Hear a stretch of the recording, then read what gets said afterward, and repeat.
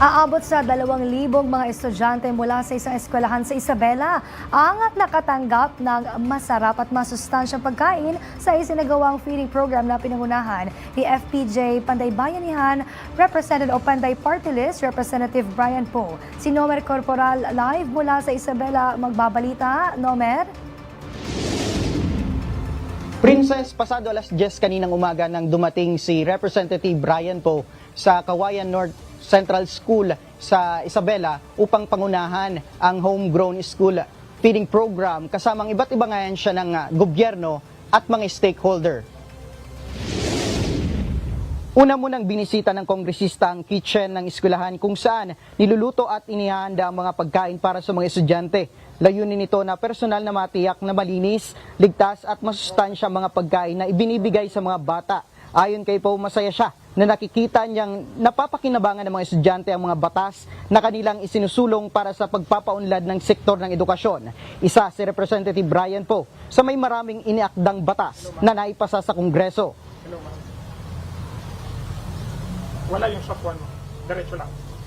Batay sa final report ng EDCOM 2, isang malnutrisyon sa may nakaapekto sa pagbaba ng antas ng edukasyon sa bansa. Dahil dito, isinusulong ang pagpapalakas ng school-based feeding program upang matugunan ang mga problemang ito.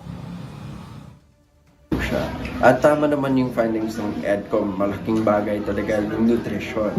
No, pag meron silang tamang nutrition, focus yung mga bata sa kanilang pag-aaral, nakikita naman natin na tumataas yung attendance, tumataas din yung kanilang scores, at dahil nakafocus naman talaga sila sa pag-aaral at hindi na nila naisip kung may pagkain ba ako, hindi.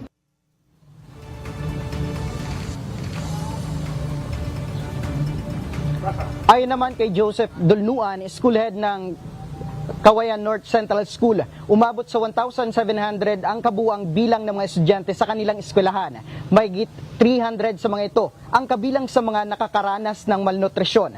Inamin din niya na marami rin sa mga estudyante ang nahihirapan sa pagbabasa at matematika. At nakakatulong ito dahil nababawasan yung absenteeism, kaya siyempre kung malusog ang mga bata ay mas tatalino. Kaya nung pagkatapos ng sa mid-office school year assessment sa reading ay nag-improve talaga.